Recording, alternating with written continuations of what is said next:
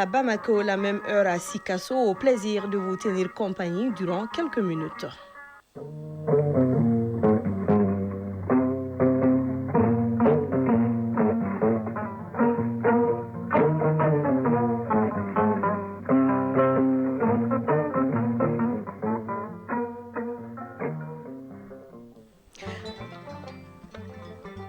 Mesdames et messieurs, bonjour à tous. Faites-vous bel et beau pour accueillir la fête, mais en attendant, informez-vous au micro de Brahma Traoré et Fatou Djabi et bonjour à tous.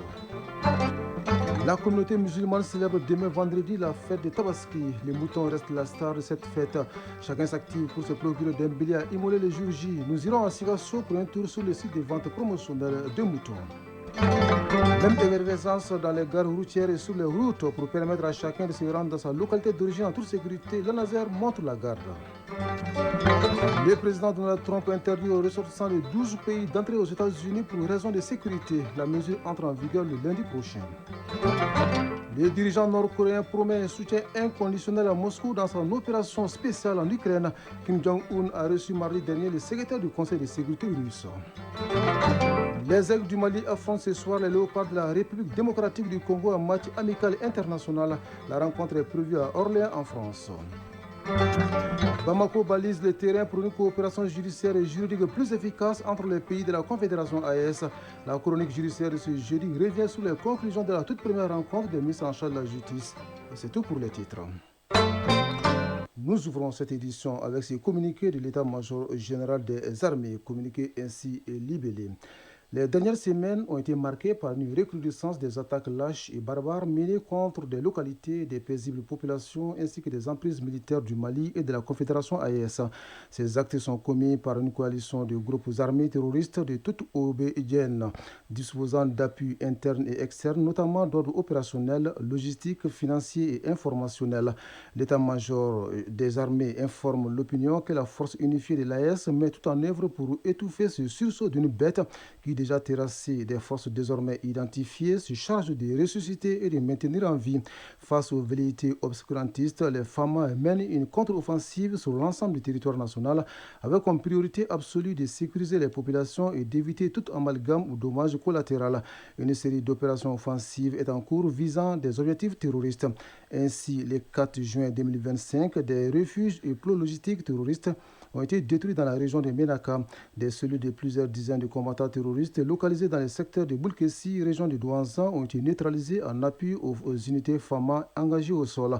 Des refuges des groupes terroristes localisés dans la forêt de Soussane, région de Kouligoro, ont été détruits dans le cadre des actions préventives. Un échelon logistique composé de véhicules de transport de troupes a été détruit avec sa cargaison et plusieurs cadres combattants armés à Yenchesi, à 50 km à l'ouest de Kidal. Un groupe de combat renforcé composé d'une dizaine de terroristes et un important lot logistique, y compris 3 pick-up, a été détruit au nord de Yenchesi. Une colonne de combattants terroristes ayant attaqué le camp Fama de Tessit a été repoussée, poursuivie et violemment frappée pendant leur tentative de repli. L'ensemble des unités de la force unifiée de l'AES se maintient en alerte pour défendre l'intégrité territoriale et protéger les populations. La recherche et la destruction des terroristes continuent. Leurs complices sont également surveillés. Ils seront appréhendés et mis hors d'état de nuire. L'état-major général des armées remercie les populations pour leur soutien et leur aide active et les rassure que toutes les informations fournies sont judicieusement exploitées. Dernière ligne droite avant la fête du Tabaski, Bamako est en ébullition et se vide petit à petit de sa population. Beaucoup de nos concitoyens préfèrent rejoindre leur localité d'origine pour fêter auprès des parents. C'est pourquoi les gares routières sont devenues l'une des attractions les plus privilégiées de la capitale, Fatou Djabi. Oui, Brahma Traoré, mais pour se procurer du précieux ticket de voyage, il faut s'armer de courage et surtout de patience. Et certains passagers n'hésitent pas à passer la nuit aux gares routières pour l'obtenir. Leurs attentes et souffrances dans ce reportage de Tchemoko Konaté. Forte concentration à la gare routière de Sogoningo, ils sont nombreux les concitoyens à prendre d'assaut les compagnies de transport, chacun voulant se rendre dans sa localité d'origine. Un déplacement massif motivé par la ferveur de la fête de Tabaski prévue pour ce vendredi. Bagari Sangare, passager. Si on ne sort pas tôt, difficilement on arrive à avoir du ticket de transport. Il faut souvent veiller pour en avoir. Je vais fêter au village comme c'est la seule occasion pour nous. Il y en a qui en profitent pour y passer les vacances. Pour la circonstance, toutes les compagnies sont presque saturées au point que certaines peinent à faire face à la demande assez croissante. Djakarja Koulibaly, passager. Nous sommes arrivés aux environs de 4 heures. Nous allons à Sikasso, ce n'est pas facile d'avoir du ticket. Nous sommes au rang il y a longtemps, faites-nous des bénédictions. Mariette Togola, passagère. Je suis arrivée depuis 4 heures, mais je n'ai pas encore eu de ticket. J'ai attendu ce moment pour venir puisque nous sommes nombreux à aller fêter au village. Il y en a qui sont partis avant moi et d'autres me suivront. Pour s'approprier un ticket, il faudra lourdement s'armer de patience, tout en observant la file d'attente. Certains, à l'image de Orokia Kone, se sont fait le devoir d'y passer la nuit pour s'approprier les leurs pour prétendre bénéficier de l'embarcation. Nous avons payé nos tickets depuis hier pour Kuchala. Le départ était prévu pour 7 heures, mais on nous a dit que le véhicule n'est pas encore arrivé. Nous sommes toujours dans l'attente pour avoir passé la nuit ici. Djibril Ouattara, responsable de compagnie de transport. Vous voyez le rang, nous sommes débordés jusqu'à ce qu'on a mis les téléphones dans le tiroir. L'affluence est grande depuis samedi. Le premier car sort dans peu de temps à 7 heures. Djeli Mangan Soumano, responsable de compagnie de transport. À l'approche de chaque fête, c'est comme ça. Mais nous arrivons à nous en sortir. Ce déplacement massif à l'occasion de la fête de Tabaski est une réalité bien ancrée dans les traditions au Mali. Il s'agit pour les uns et les autres de se rendre auprès de leurs pour célébrer cette fête, une véritable occasion de communion. Et pour fêter en communion, il faut arriver à destination en toute sécurité. La Nazaire monte la garde sur nos différentes routes. Dans le viseur, sur le surnombre, le non-port de la ceinture de sécurité et bien d'autres infractions. Cette sortie sur le terrain vise à prévenir des cas d'accident. Oui, au cours de ces contrôles inopinés, les agents ont immobilisé un véhicule qui avait à son bord 75 passagers pour une capacité de 55. Le reste nous est raconté par Djamba Moussa Konaté, notre envoyé spécial. La Nazaire monte la garde sur la RN6 et RN27 pour mieux protéger les usagers en cette veille de la fête de Tabaski. À Markakungo, sur la RN27, l'équipe de contrôle routier de la Nazaire et la gendarmerie ont contrôlé et immobilisé 2 compagnies de transport qui étaient en surnombre. Les chauffeurs ont été ordonnés de prendre des dispositions idoines pour transporter le surnombre décelé dans leur car. Les contrevenants entendent désormais suivre les conseils des autorités. Mahamadou Djiré, chauffeur. Les gendarmes ont contrôlé mon car. Il ressort que je suis en surnombre. En cette veille des fêtes, tout le monde veut aller faire la fête au village. Les passagers nous obligent à mettre les chaises dans les allées. Mais nous savons que ce n'est pas normal. J'ai payé l'infraction. Ça serait une leçon pour moi. Bintou Diara, passagère. Nous-mêmes, nous sommes conscients que ce que nous faisons n'est pas correct. Mais nous voulons vite aller au village pour y passer la fête. En réalité, on ne connaissait pas les conséquences du surnombre. Mais grâce au conseil des agents de la Nazaire, nous avons compris beaucoup de choses. Les infractions ciblées au cours de ce contrôle routier sont l'excès de vitesse, la surcharge, le surnombre, le non-port de la ceinture de sécurité, le non-port de casque pour les motocyclistes, entre autres. Lieutenant-colonel Cheikh Sadibou Traoré, commandant du groupement motorisé de la gendarmerie. La mission principale que nous menons avec l'Agence nationale de la sécurité routière est basée sur la prévention. Éduquer les usagers, sensibiliser les usagers et après, s'il y a une répression à faire, ça sera contravention. Issa Bakari Traoré, directeur général adjoint de la Nazaire. L'appel que je lance à l'ensemble des usagers de la route en cette veille de fête de Tabaski, c'est à peu près en 3 mots. La responsabilité, la courtoisie et surtout la prudence dans la circulation routière. Et j'ai dit également à l'ensemble des usagers d'observer les règles élémentaires de la circulation routière qui est de rouler à 90 km en race campagne et à la traversée également des villes d'aller à 50. Rappelons que ce contrôle routier concerne toutes les régions du Mali. L'initiative vise à tout mettre en œuvre pour faire 0 accident de la circulation lors de cette fête de Tabaski. Oui, une fête de Tabaski dont le mouton reste la star. Chacun s'active pour se procurer d'un bélier à immoler le jour J. Si les différents marchés du pays semblent être bien approvisionnés, les prix restent cependant une équation difficile à résoudre, Fatou Diallo. Heureusement, Brahma Traoré, le gouvernement initie depuis des années une vente promotionnelle de moutons. L'objectif est de permettre au plus grand nombre de Maliens de passer cette fête sans grande difficulté. Comme les autres localités, la région de Sikasso bénéficie de l'opération d'où nous appelle Yorubala Djabate. Fidèle à sa tradition, la Direction régionale des productions et industries animales de Sikasso, avec le soutien du ministère de l'Élevage et de la Pêche, lance la 11e édition de la vente promotionnelle de moutons. Cette initiative vise à faciliter l'accès des populations à des moutons de qualité et à des prix abordables à l'occasion de la fête de Tabaski que la communauté musulmane s'apprête à vivre. Jean-Martin Kamaté, directeur régional des productions et industries animales de Sikasso. Cette année, l'objectif de cette vente promotionnelle est de présenter sur le marché 6 000 têtes de moutons afin de satisfaire les besoins de la population de Sikasso. Ces animaux sont vendus à des prix répartis en 3 choix.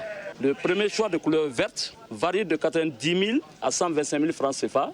Le deuxième choix de couleur jaune varie de 15 000 à 90 000 francs CFA.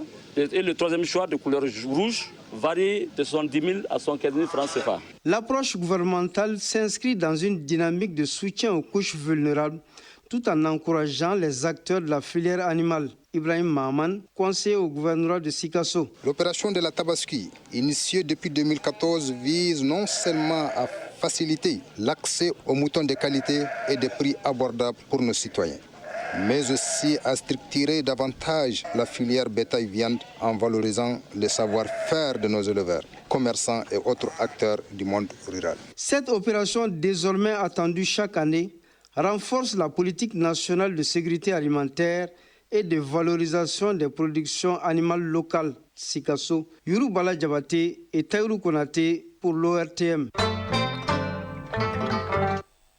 À 13h passées de 11 minutes, nous ouvrons l'actualité internationale en Côte d'Ivoire où le président du PDCI, Tidjane Thiam, a bien été radié de la liste électorale définitive. Son nom n'apparaît pas sur la base de données mise en ligne dans la nuit du mardi au mercredi par la commission électorale indépendante. La CEI a donc appliqué la décision de justice ordonnant la radiation de cet opposant. Autre opposant absent de la liste électorale, l'ex-président Laurent Gbagbo, l'ancien Premier ministre Guillaume Soro et l'ancien ministre Charles Blé Goudé. Au Sénégal, la clap de fin pour le dialogue national sur le système politique. Ce dialogue national a rassemblé quelques 800 participants. 15 000 propositions de réforme ont été formulées par des citoyens sur une plateforme participative. Parmi les points sur lesquels tout le monde semble être d'accord, l'interdiction de cumuler la fonction de chef de parti et de chef de l'État ou encore d'être ministre et président d'un conseil départemental. Et pendant ce temps, au Burundi, un peu plus de 6 millions d'électeurs sont appelés aux urnes ce 5 juin. Ils doivent se présenter dans plus de 14 000 bureaux de vote pour élire leurs députés et leurs conseillers communaux. Il s'agit des premières législatives et communales qui ne se déroulent pas en même temps que la présidentielle. Cela conformément à la nouvelle constitution du Burundi adoptée en 2018. La nouvelle loi fondamentale porte le mandat du chef de l'État à 7 ans, celui des députés et des conseillers communaux reste à 5 ans. En RDC, le Conseil supérieur de l'audiovisuel annonce son intention d'interdire aux médias de diffuser ou de relayer toute communication du PPRD, le parti de Joseph Kabila, de ses membres ou de l'ancien président lui-même. Cette mesure est prise pour 90 jours et concerne tous les médias publics ou privés, les plateformes numériques ou les réseaux sociaux sous peine de sanctions. Au même moment, au Mozambique, les attaques des groupes armés dans le nord du pays se multiplient 4 ans après la chute de Mpemba dans les mains du groupe État islamique. D'après une ONG, plus de 6 000 personnes sont mortes dans le conflit depuis 2017, avec une hausse de 36% en 2024 des attaques meurtrières. L'UNICEF s'inquiète des rapts et enlèvements des enfants devenus fréquents dans le pays. En Centrafrique, le gouvernement a lancé le 2 juin dernier une vaste opération d'exhumation de 2000 corps au cimetière de Nendres à Bangui. Le but de cette opération consiste à élargir et réhabiliter la route qui traverse ce cimetière. Le travail s'est fait en commun accord avec la protection civile et la Croix-Rouge. Les corps exhumés seront enterrés dans un autre cimetière ou dans des fermes privées selon la convenance des familles. Aux États-Unis, le président Donald Trump a interdit aux ressortissants de 12 pays d'entrer dans le pays, dont la République démocratique du Congo et le Tchad, pour raison de sécurité. Les ressortissants des pays de la Confédération AES ne sont pas concernés par cette mesure qui entre en vigueur le lundi prochain. Le président américain impose également des restrictions de voyage contre 7 autres États. Décision annoncée, a précisé le locataire de la Maison-Blanche après l'attaque du Colorado qui a visé les participants d'une marche de soutien aux otages israéliens à Gaza. Ces interdictions ne concernent pas l'Égypte, pays d'origine de l'auteur de l'attaque. États-Unis toujours, qui bloque le vote d'une résolution du Conseil de sécurité de l'ONU relative à un cessez-le-feu et à l'accès humanitaire à Gaza. Le projet de résolution présenté hier exigeait un cessez-le-feu immédiat, inconditionnel et permanent et la libération sans condition des otages. Ce veto américain intervient alors qu'Israël fait face à une pression internationale croissante. Et l'Allemagne aura besoin de 50 000 à 60 000 soldats supplémentaires au cours des prochaines années pour répondre aux nouvelles capacités de défense réclamées par l'OTAN. C'est ce qu'a affirmé aujourd'hui à Bruxelles son ministre de la Défense devant la presse. En Corée du Nord, le dirigeant Kim Jong-un promet à Moscou un soutien inconditionnel concernant l'Ukraine, contre laquelle l'armée russe mène depuis plus de 3 ans une opération spéciale. L'information a été rapportée ce jeudi par l'agence officielle nord-coréenne. Le leader nord-coréen a reçu le 3 juin dernier à Pyongyang le secrétaire du Conseil de sécurité russe qui effectuait sa deuxième visite dans la capitale nord-coréenne en moins de 3 mois.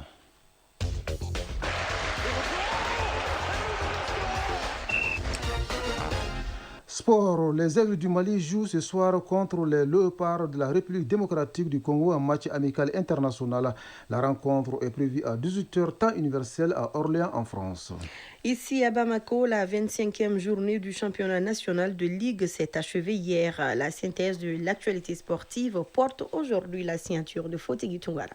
La 25e journée du championnat national professionnel Ligue 1 Orange a pris fin hier avec 2 rencontres. Le stade malais de Bamako, auréolé d'un doublé coupe championnat, a été accroché par Binga FC 1 but partout. Les 11 cratères de Nyarela et Laïs Bakardian et Barawili ont fait match nul 2 buts partout. Autre résultat de cette 25e journée, le Djulba AC a disposé du FC Diarra 5 buts à 1.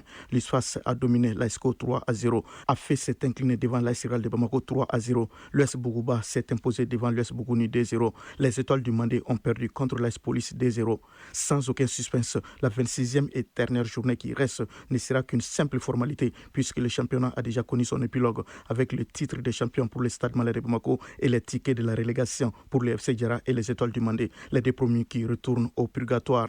En amical international de préparation pour les prochaines journées des éliminatoires du Mondial 2026 en septembre et la phase finale de la CAN 2025 en décembre, les Aigles du Mali affrontent ce soir les Léopards de la RDC. Ces matchs se jouent au stade de la Source d'Orléans en France. Le coup d'envoi est prévu pour 18h temps universel. Ce Mali RDC a un caractère spécial pour Tom Senfit puisque ce sera son tout premier match amical à la tête des Aigles du Mali. Le technicien belge s'est prononcé sur ce match. Je vous propose de l'écouter au micro de notre confrère Ladji Adama Kone, officier média des Aigles. Je veux toujours un bon résultat à chaque match. Et dans l'équipe nationale, il n'y a pas vraiment des matchs amicaux. Tu veux gagner pour des points pour le FIFA Ranking, mais on sait, avec RDC, c'est une équipe très forte. Les dernières CAN, ils sont 3e. Ça dit beaucoup. Et je pense que l'équipe qui est sélectionnée par Sébastien Desabre est peut-être mieux que l'équipe du CAN. On va jouer contre un adversaire très fort. Comme entraîneur, je veux un bon match, un bon résultat. Et je veux voir quelque chose des nouveaux joueurs et aussi des anciens. Je veux qu'une bonne performance avec beaucoup de discipline, mais aussi avec beaucoup de créativité et beaucoup de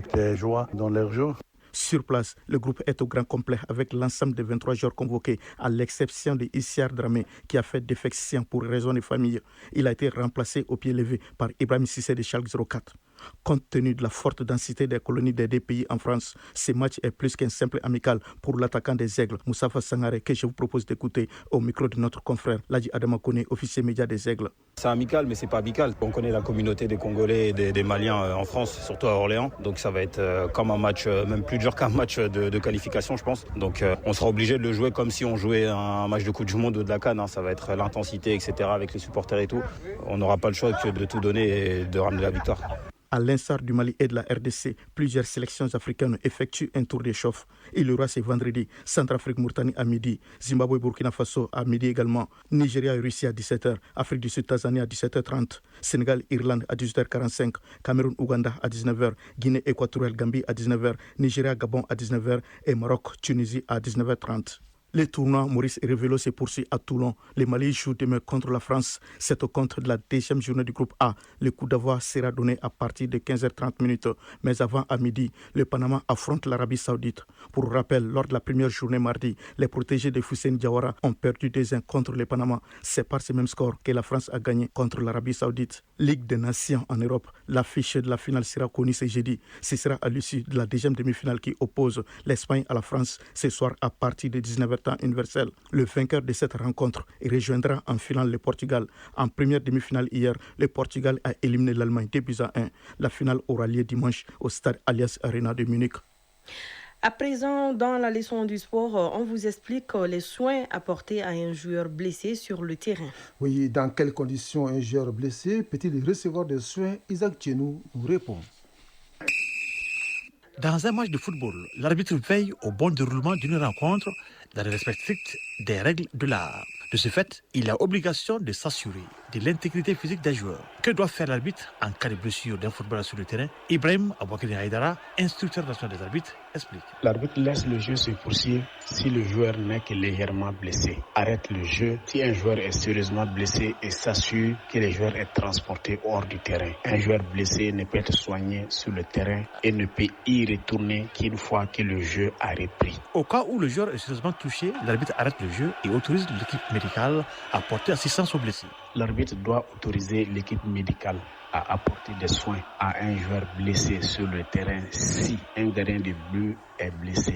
Un gardien de but et un joueur de champ sont entrés en collision et nécessitent des soins. Des joueurs de la même équipe sont entrés en collision et nécessitent des soins. Une grave blessure est constatée. Un joueur est blessé à la suite d'une faute avec contact pour laquelle l'adversaire est averti ou exclu. Un penalty a été accordé et les joueurs blessés et les tireurs attitrés. Dans quelles conditions un joueur blessé peut reprendre le jeu? Ibrahim Aboukine Haïdara précise. Si le ballon est en jeu, le joueur doit retourner sur le terrain depuis la ligne de touche. Si le ballon est hors du jeu, il peut retourner sur le terrain depuis n'importe quelle limite du terrain. Un médecin sur le banc peut écoper d'un carton rouge, mais peut rester sur le banc dans certaines conditions. Un arbitre a autorité pour infliger un carton jaune ou rouge à l'encontre des officiels d'équipe qui n'ont pas un comportement responsable. Cependant, si l'arbitre montre un carton rouge à un médecin, ce dernier peut rester si l'équipe ne dispose d'aucune autre personne du corps médical, et c'est afin de continuer à garantir une assistance médicale aux joueurs qui en auraient besoin. L'arbitre joue un rôle essentiel pour garantir l'intégrité et la validité d'une rencontre sportive. Chronique judiciaire. La chronique judiciaire de ce jeudi revient sur les conclusions de la rencontre des ministres en charge de la justice de la Confédération AES. Parmi lesquels la mise en place d'un comité d'experts chargé de rédiger des textes communs ainsi que l'harmonisation des statuts et textes régissant les professions libérales du secteur de la justice. La synthèse de Garibou Pero. Après la défense, la diplomatie, le développement, la coopération de la Confédération des États du Sahel s'étend sur la justice. Les ministres en charge de la justice ont approuvé la proposition de modification de l'article 4 du traité instituant la Confédération pour y intégrer le domaine de la justice et du droit parmi les compétences déléguées. Mamoudou Kassogé, ministre de la Justice et des Droits de l'Homme, garde des Sceaux. Les ministres ont approuvé la proposition de modification de l'article 4 du traité instituant la Confédération pour y intégrer le domaine de la justice et du droit parmi les compétences déléguées et la création d'un cadre de concertation permanent entre les ministres de la Justice de la Confédération en vue d'échanger sur les sujets d'intérêt commun. Constatant l'emprise négative des puissances impérialistes sur l'organisation et le fonctionnement de certaines instances juridictionnelles régionales et internationales, les ministres ont approuvé la nécessité de mettre en place des instances juridictionnelles et arbitrales confédérales chargées de connaître du contentieux de l'interprétation et de l'application du traité, des actes dérivés, du contentieux des actes de la Confédération, du droit des affaires, de l'arbitrage et de la médiation. En attendant l'opérationnalisation des instances ainsi annoncées, les ministres ont aussi approuvé la recommandation tendant à saisir tout organisme juridictionnel ou non au plan international contre les auteurs, co-auteurs et complices, personnes physiques ou morales, étatiques ou non étatiques, d'actes de terrorisme, de financement du terrorisme et d'apologie du terrorisme.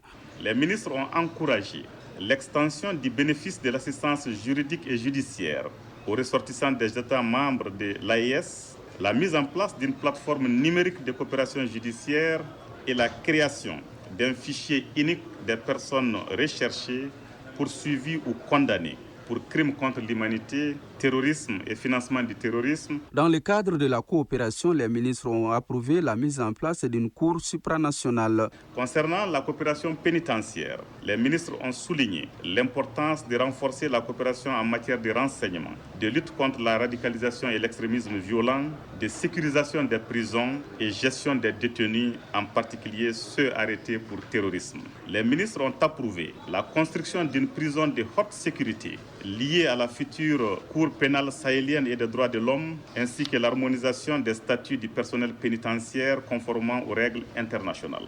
Suivant les instructions des autorités de la Confédération, les ministres se sont engagés à assurer la mise en œuvre rapide et coordonnée formulée pour renforcer la coopération juridique, judiciaire et pénitentiaire. Voilà, sur ce, très belle fête à tous, mais surtout, n'oubliez pas de prendre soin de vous, car chaque heure de vie est une chance et chaque jour est une grâce. Que la grâce d'Allah soit avec nous. Vous l'aurez compris, c'est la fin de cette édition, mise en ligne par Absé Traoré et Fousseini Sissoko. Mise en ligne Amadi So, elle vous a été présentée par Broma Traoré. Et Fatou Djabi, après nous, Kani Keita s'installe pour la lecture des avis et communiqués. Le prochain rendez-vous avec l'information, c'est à 19h30. Merci à vous de nous avoir suivis. Belle fin de journée, surtout belle fête de Tabaski à vous, où que vous soyez.